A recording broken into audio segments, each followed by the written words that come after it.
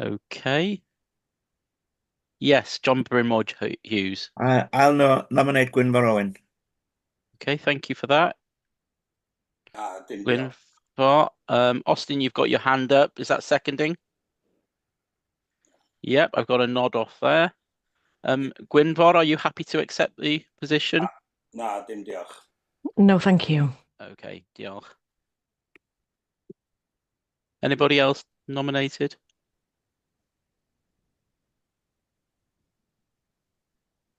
No, I haven't got any hands up. Okay, well, I'll move to the next item and we'll sort it out for the next meeting. Thank you. Okay, so we're on to the minutes of the last meeting. So for accuracy first, okay, I'll go page by page. So page 2, page 3, page 4, page 5, page 6, page 7, page 8.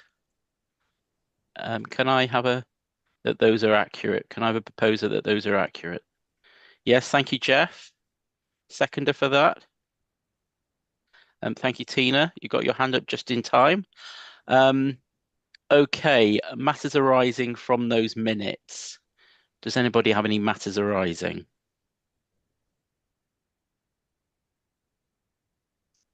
No. Okay, I've got a few questions. Point 9, there's concerns regarding the interest rates going forward. Has there been any change on our borrowing and interest rates since those minutes? No? Any concerns? No, we're still monitoring the situation. We expected the autumn budget in November, which might change things, and that will get fed into the budget scrutiny meetings. Okay, brilliant. And Sorry, I've got Chair, if I might come in as well, really.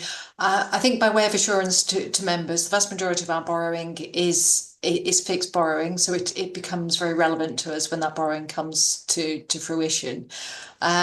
Also, by way of assurance, we do have a very small reserve on our balance sheet that can be used in the short term to smooth any impact of increased borrowing. So it is something we're looking at very closely with our Treasury management advisors. Okay, thank you. And moving on, I've got a question for 10.2. You confirmed that there was a dashboard and key performance indicators moving forward, and these have yet to be decided. Has any progress been made on that? I'll take this one. So it's work in progress. So we utilize in Technology One, who's our financial ledger company, and we're using some consulting time to streamline the dashboards to make it as easy as possible. So we've got an interim solution in terms of Excel, which we take to the Finance Procurement Committee, but we're hoping to take that into Tech One, so it's a live position that budget holders can access and see. So still work in progress, but we've got an interim Excel dashboard. Okay. Anybody else got any questions regarding the minutes? No, everybody a bit quiet this morning, Monday morning. I've got another question then, 11.3. It's regarding the Budget Scrutiny Working Group. Have we established everybody's attendance for that now? I noticed we were short of members originally. Has everybody signed up from each authority now? Got members? Sorry, Chair, I think we're still missing a member from Wrexham. Okay, all right. Lovely. So if we can have a work on that in the meantime. Okay, moving on. Right. From the minutes, can I have a proposer that those... We've done the proposer in the seconder for the accuracy, and there's no matters arising from that I can see anybody's hands up. Okay, moving on from that, the minutes, we've got number 6, which is the Welsh Government consultation regarding governance arrangements for fire and rescue services in Wales. And it's the Chief that's giving that report. Thank you very much, Chair. I'm presenting it rather than the clerk, because probably I work closer with Welsh Government. and therefore I can give some of the background to this. The introductory paper that you have in your pack was actually produced before the consultation was published, because it has been delayed by a few weeks, but it is finally here, and I hope members have had the time to work through that paper. The introductory paper that I have here has 2 recommendations, which I will come back to again and repeat at the end. But one is to note the fact that the consultation is open and that we need to provide a response from the Fire Authority by the 24th of October. And also it is to invite members to 2 workshops that we intend to have. We're going to have one in person, which is going to be on the 29th of September. And I think that workshop will be really sort of key for us to get under the detail that's in this consultation. But if members can't attend that, we are going to have an online workshop on the 2nd of October. So just by way of background, so some 30 years ago, the 2 existing fire and rescue authorities in North Wales, the Gwynedd and the Clwyd one, were amalgamated to form North Wales Fire and Rescue Service. And how they were brought together legally was by means of a combination order. And in that combination order, it sets out the governance arrangements, it sets out the fire authority and the funding arrangements. And in many ways, it was quite simplistic. It was a case of there are going to be, at that time, 6 counties within North Wales, and they will all contribute to the funding of their fire and rescue service. And they will do it on the basis of the population in each county. And they will also have membership based on the numbers of population as well, which is why we have slightly more members from Flintshire than we do from Anglesey. So, as I say, that's been in existence for 30 years. And those of you who have had a longer relationship with the Fire Authority will be able to cast your minds back to 2018. And at that time, there was a belief that it is probably time to change the governance arrangements. And in fact, a white paper was created which went through some of the arguments that you see in this consultation paper.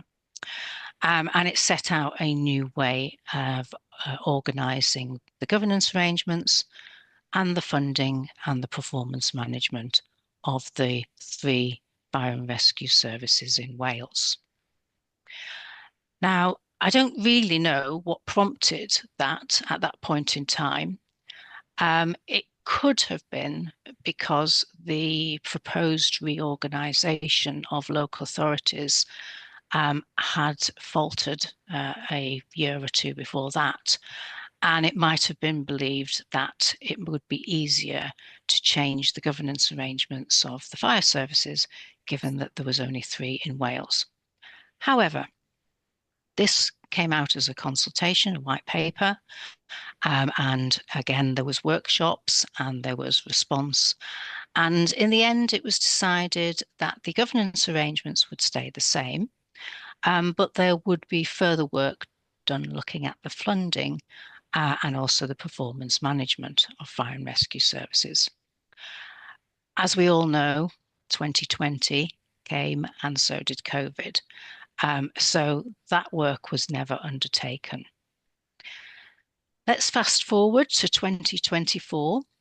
And as we all know, in that year, Welsh Government intervened in South Wales Fire and Rescue Service because of their concerns around the culture and the governance arrangements. And they removed the South Wales Fire Authority and they put in its place as an interim measure for commissioners. The commissioners have undertaken their work, and we're now looking to the future. So when those commissioners are withdrawn, what should replace them? Should we go back to the existing model of a fire authority in its same size and structure? Or should we look to a different model in the future? And I guess that's what this consultation is all about. So realistically, as we all know, there are elections coming upon us in May. So there is no room or time to be able to change primary legislation. So any changes that are in this consultation paper are actually within the gift of the combination orders. So these are changes that can be done under the same secondary legislation. At the workshop, we will work through each of the categories. So we will look to the potential governance arrangements. We will look at how funding arrangements might change. And we will also look around the inspection regime and performance management. And I think, members recognise that there might need to be a change, but what would that change look like? And we need your views at that time in order to be able to submit a response from the Fire Authority. I'm happy to take any initial comments that anyone might have, Chair. But as I say, the recommendations are actually to notice that we've now got the consultation out there, and to encourage members to take part in the workshops, preferably the in-person one at the end of September. But if not, if you can attend the online one on the 2nd of October, and then we can put that response together. Thank you very much.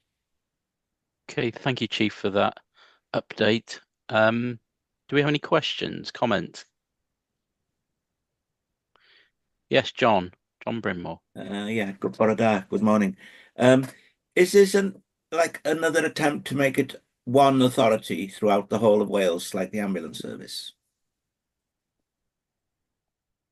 I was anticipating to see that within the consultation paper because it is one option. However, that would require primary legislation, and there is not time before the next election to bring that primary legislation in. So you will see that in the consultation paper, it doesn't mention one fire and rescue service for the whole of Wales.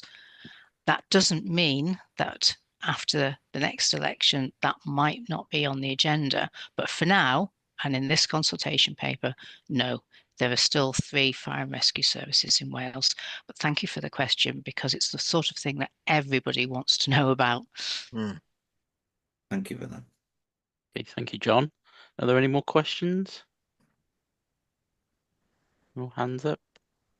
I'll ask a question then. It's regarding funding, and it's the funding that the police issue is a different matter to what we get. Is there are they putting forward something similar where it doesn't rely so much on the political pressure to be, to interfere with the current council tax regime?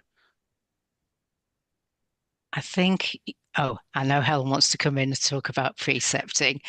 So I'll let her talk about the technical nature of precepting, and then I'll explain why it doesn't appear in the consultation document. Okay, thank you. Helen? I think actually David came in ahead of me. So if David wants to go first, and I'll pick it up afterwards, if that's all right. Okay, David? No, you go ahead, Helen. Go ahead. Lovely. I think it is generally accepted that precepting would provide that transparency that I think everybody would welcome. I think similar to the one service for the whole of Wales, it will require separate legislation, and within the current timescales, there isn't an opportunity for that. What I was going to highlight is that my understanding is the Section 151 officers from all of the constituent local authorities are meeting later this month, and David, myself and Elgan will be meeting with them to ensure that we consider this collectively from a financial point of view to ensure that all of the options proposed are fully worked through. both in terms of the strengths and the weaknesses, because the default for us is very much around having the transparency in the funding mechanism and having the governance where it needs to sit. So putting the challenge with those people who are charged with governance. So I think there's quite a lot of work to do, and it's such a pivotal part of the consultation that we need to work through that. Okay, thank you for that, Helen. David, you want to add to that? Or... Yeah, thanks. I was going to come in just before your question, Chair, and I think funding will be part of the. You're quite right to focus on that aspect of this consultation, and it could have advantages, but there could be some threats in there as well, as proposed models could take us to a similar place as the national park is in, which has a mixture of grant and levy, but they don't have any power over their levy. They don't have a power over the amount of their budget. It's just a factor of the grant. So that could put us in a very difficult and different position in a couple of years. But we'll say more about that in the 2 meetings which the Chief has mentioned, I think. The other aspect, of course, is yourselves as members could be quite changed by this consultation in due course as well. That some people in government are very much wedded to the sort of cabinet type approach, and we could go down to 1 member from each authority rather than the 4, 5 or 6 we have now. But again, we'll speak more on that in the 2 meetings we have lined up for you. Okay, thank you for that, David. Helen, is that a legacy hand? You've got your hand up still? Okay, has anybody else got any questions or comments regarding this? Yes, Chief, if you want to carry on.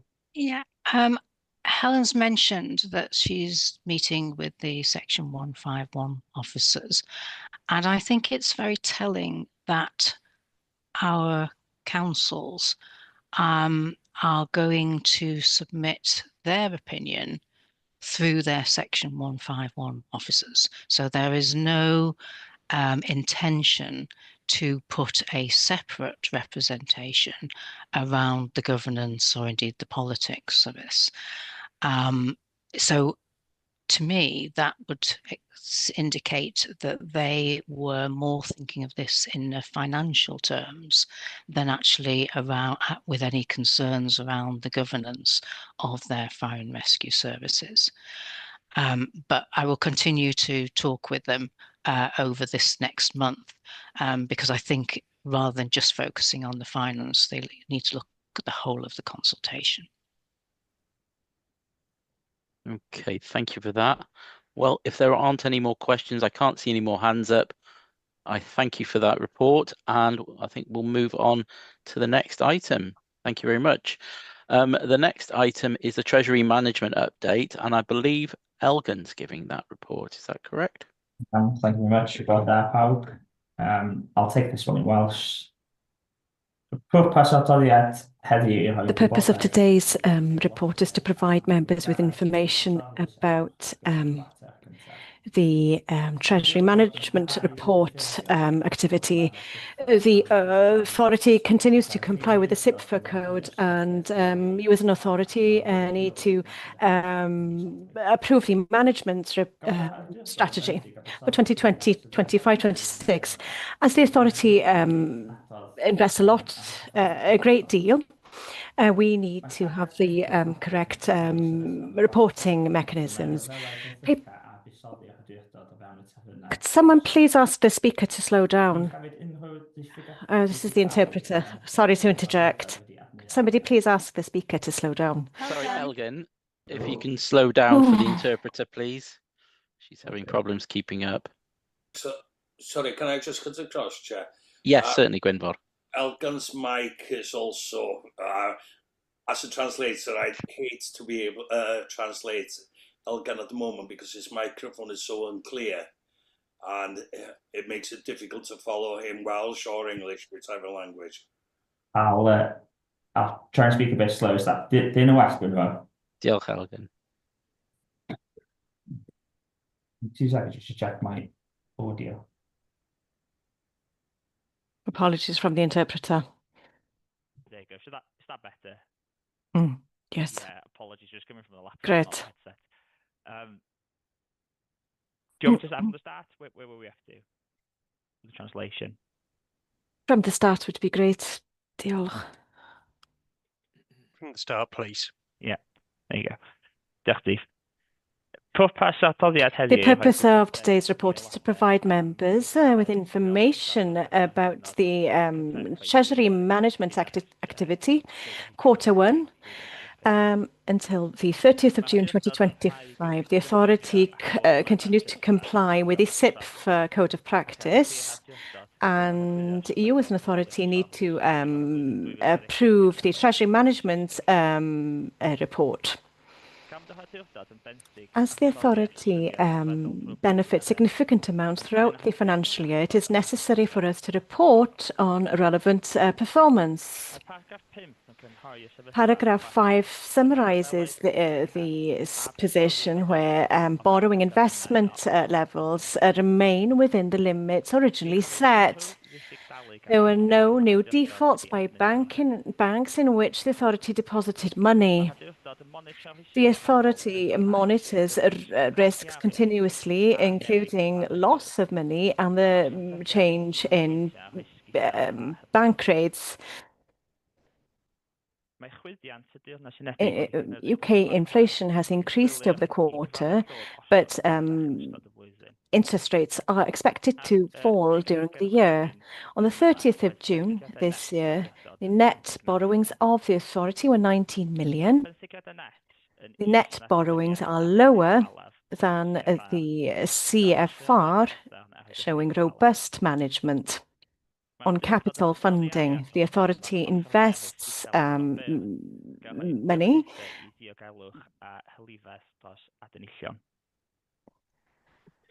All of the Treasury Management activity conforms with the specific limits. It is worth noted that there is a short-term loan of 5 million as the authority reinvests its money, and the borrowing levels and investments will fall over the next quarter. So we'll move on to the recommendation. Members are asked to note the Treasury Management indicators and activities for this quarter. Thank you.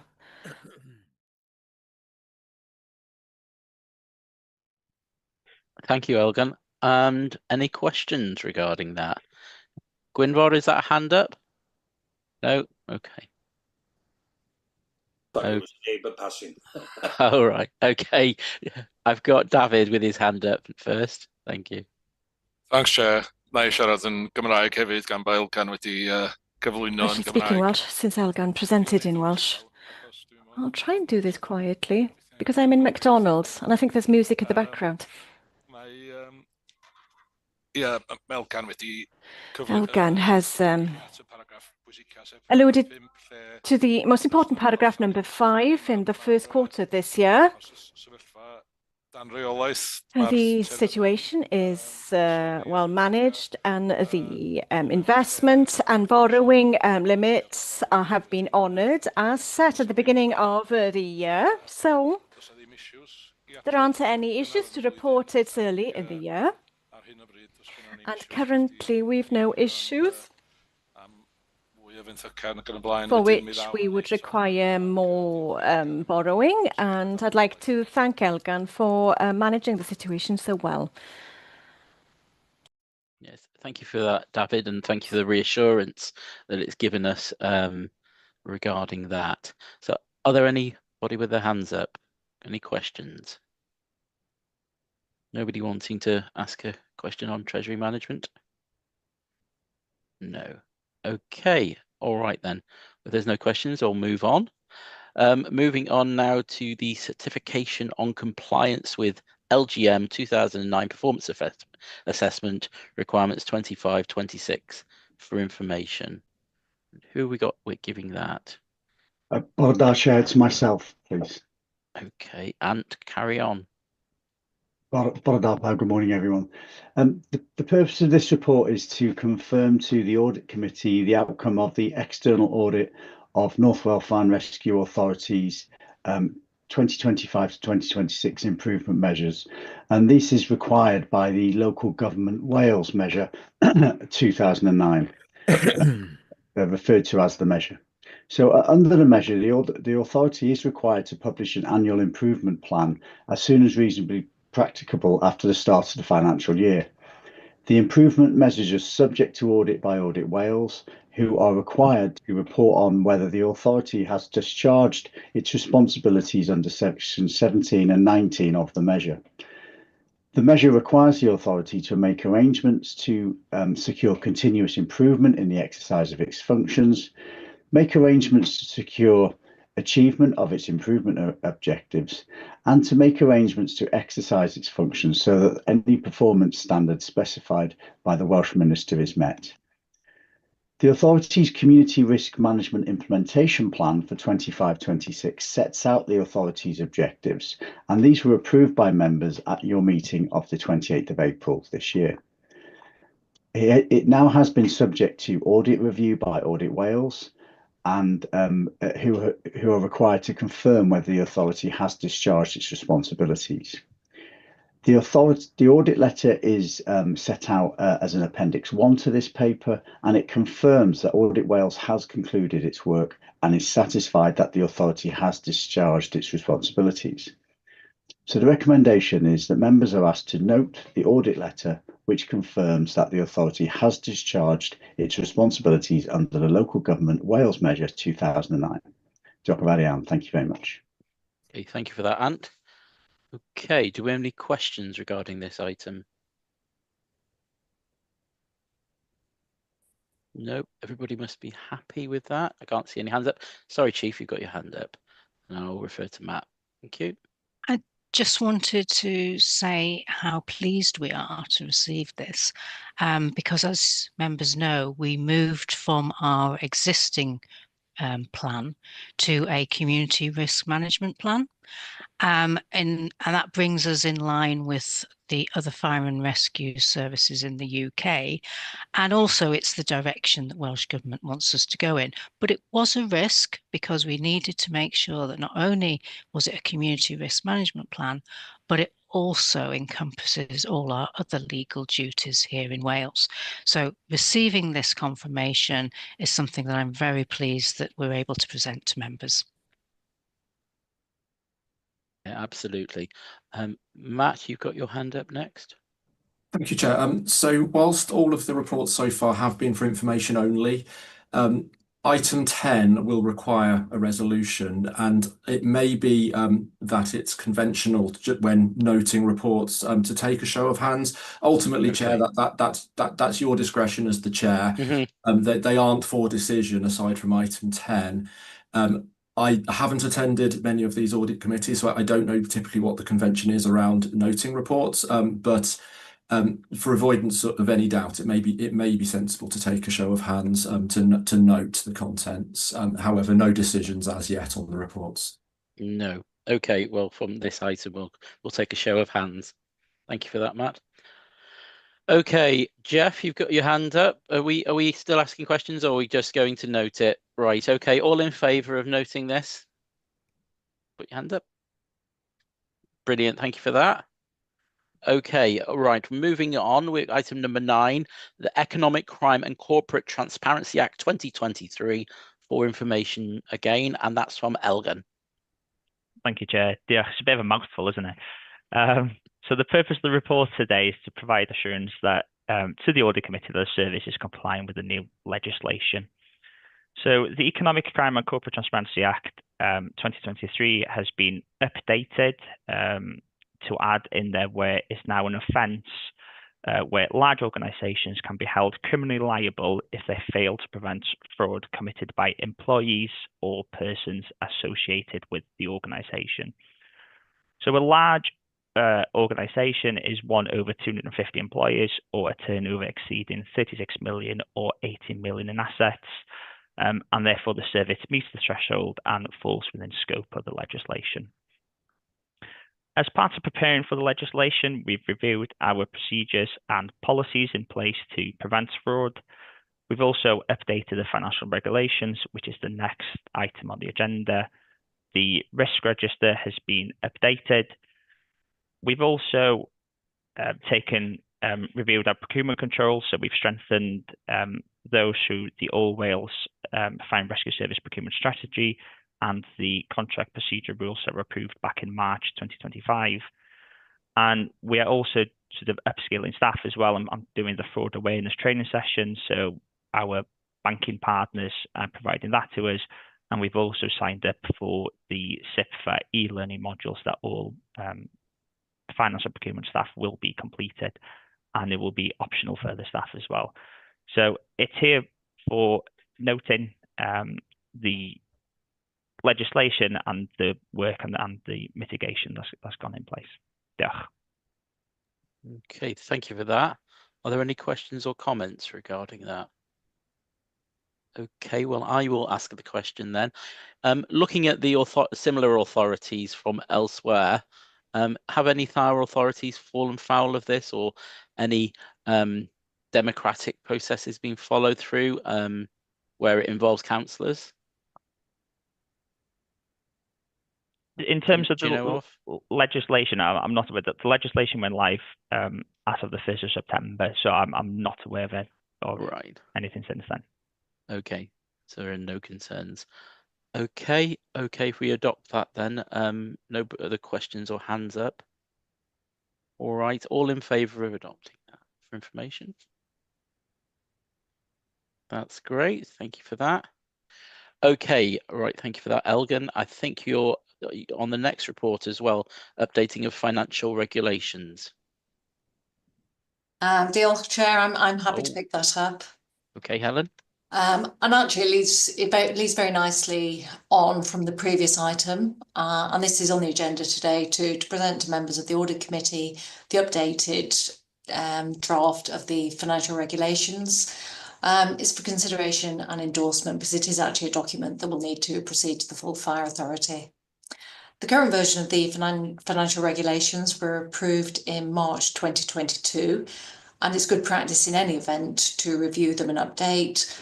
But what we need to do also is recognise that there are new legislative requirements, including the Economic Crime Act, updated procedure rules, Delgan's also spoken about, including the procurement strategy and also the contract procedure rules, and also some technical accounting adjustments such as IFRS 16.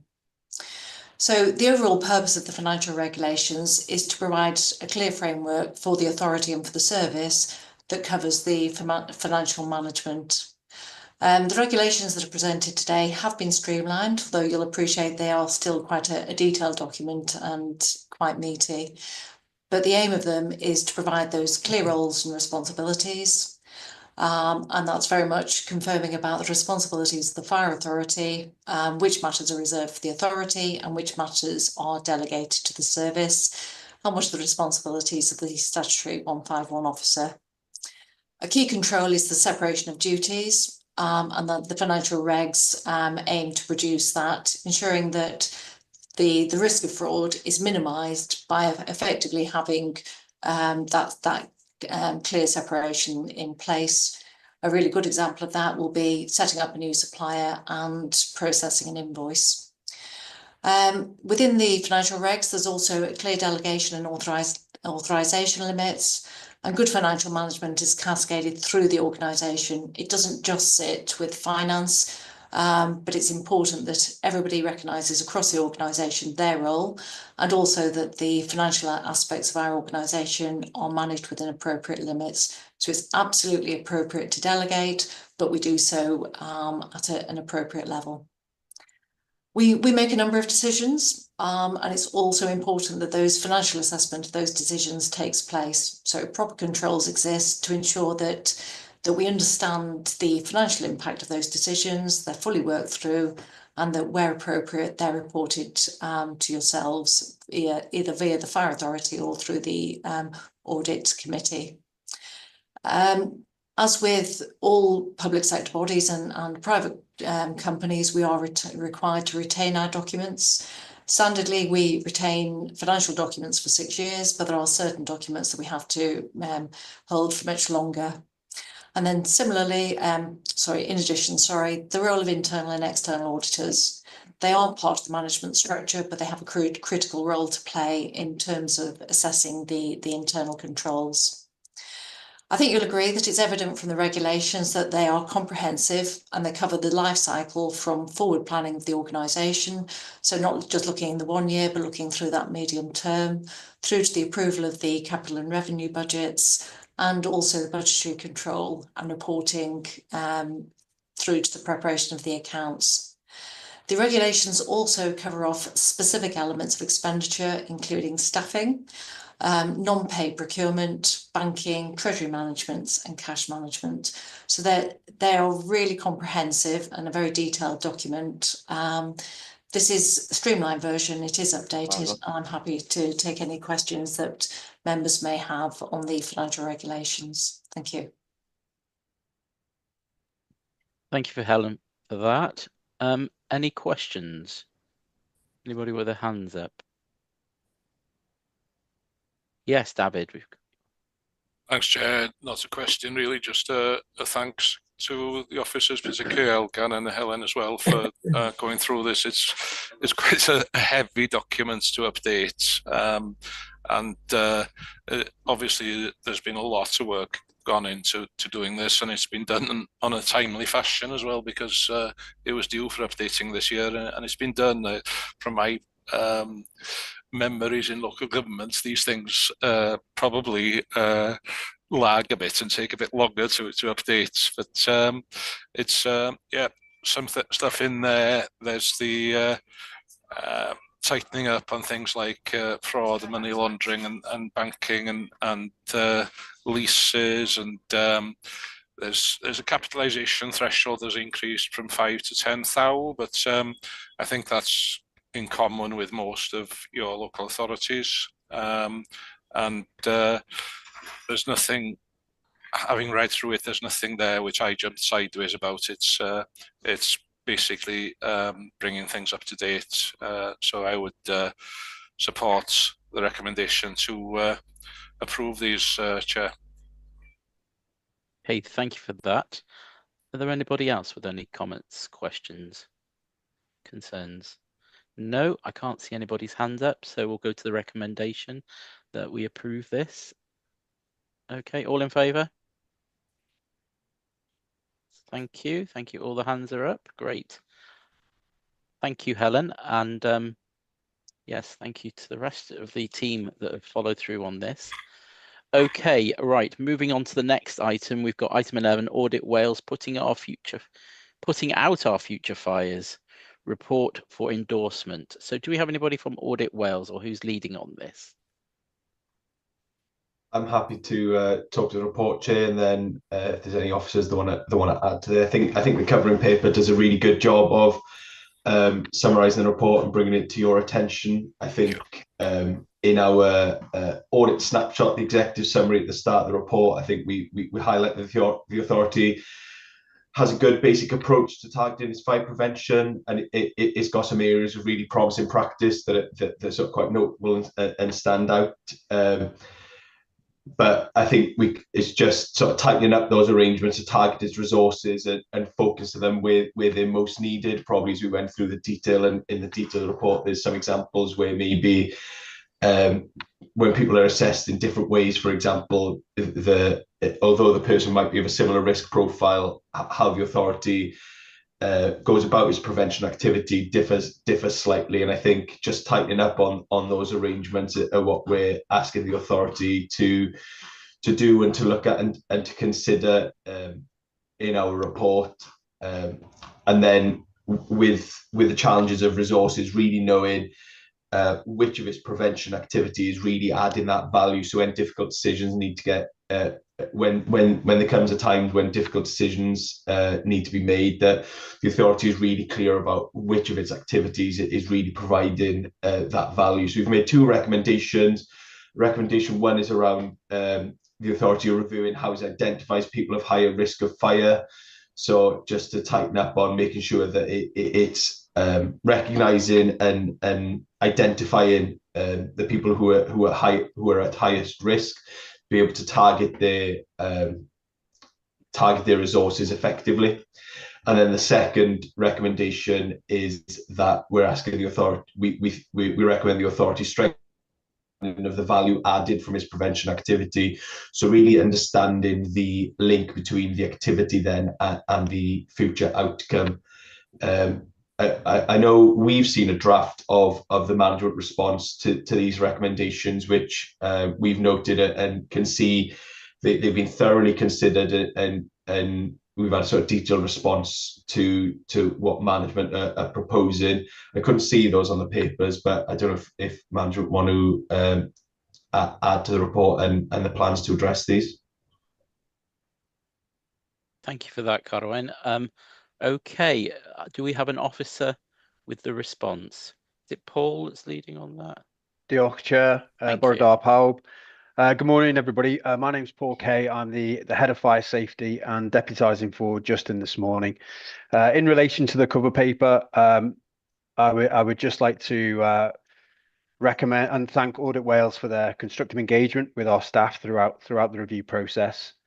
We welcome the report's findings, which acknowledge the areas of good practice which have been mentioned by Carwyn, and identify opportunities for improvement. We are committed to continue the work to address those two formal recommendations, and we'll develop a targeted improvement plan to support this.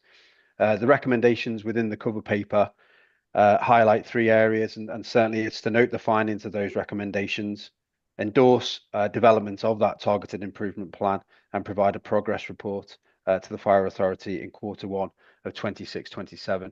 And I'm very happy to take any questions in and around the report. Thank you for that, Paul. It's quite a comprehensive report, and the management response to that is indeed in action, in progress. I'd just like to ask an open question, really, and it's to both Audit Wales and ourselves, and it's regarding the amount of data we have to crunch. We use NHS data, we use referral data, and it's about targeting our resources, as it says. What use of artificial intelligence tools are we going to be using in the future? And are we having any emerging trends coming from this where we have to use technology more? And are there any people in the UK doing this at the moment so we can target people? Diolch, Chair. I can pick this up. Funnily enough, we were speaking with our team from corporate planning last week. Whilst AI is that burgeoning and emerging technology platform that we can use, I think it's vitally important that we first engage with our partners across North Wales to further broaden our understanding of where the vulnerability and risk is. I'm really pleased that we can access Exeter data, which targets people over the age of 65, but highly recognise the importance of further identifying risk through housing, social care, and further risks that are proposed. One of the areas that we do need to be really cognizant of, I think, as we move forward, is that emerging technologies, and being highly recognising that lithium-ion batteries, solar panels, and other areas that could pose risk to our communities. We are aware of it, we know where they are, and we provide the appropriate support. Thank you for that. And if Audit Wales can respond, are there any tools or any emerging technologies that we could probably use to tackle this? I don't think we've seen anything successfully implemented yet, but I think what we're hearing across the board, across different sectors, is probably in that space that the space we just heard from officers. It's the sort of the technology's becoming, it is there for people to think about how they can implement it, but implementing it safely as well. And I think it can only follow sort of instructions and being really clear on your understanding and how you want that technology to work. So developing the understanding, like Paul mentioned, I think is the key first step, because if you're going to use that technology, you've got to be really you've got to give it a really clear understanding of its task. So knowing that yourselves is the important first step. Okay, thank you for that, Carwyn. Are there any more questions or comments regarding the Audit Wales report, or indeed our actions taken so far? No, I can't see any hands up or anybody wanting to comment. Okay, thank you very much for attending, Carwyn, and thank you, Paul, for your reflections on the report, and hopefully that will get underway. Are there any timelines? When is this due for coming back to us? We will provide an update, Chair, Q1 of the 26-27 financial year, and we will certainly look to present that improvement plan as well. Okay, thank you for that, Paul. Okay, so if there are no more questions, I will take it for approval. So everybody wanting to approve this? Okay. Okay, thank you. No abstentions? No. Okay, well, thank you very much for attending this morning once again, and hopefully we'll hear from you soon. Thank you for that. Okay, moving on, we're now going into part 2. So can I have an approval that we go into part 2? Okay. So, Chair, Oh, sorry. Sorry, Chair. Sorry to interject. So there'll need to be a mover to move into part 2 and a seconder, and then a vote taken on that. Okay, can I have a mover that we go into part 2? Yes, Anne, you've got your hand up. Thank you very much. And a seconder? Do we go to part 2? Thank you, John Brimore Hughes. Thank you. All in favour? Thank you for that. Okay, Steve will now cut the webcast.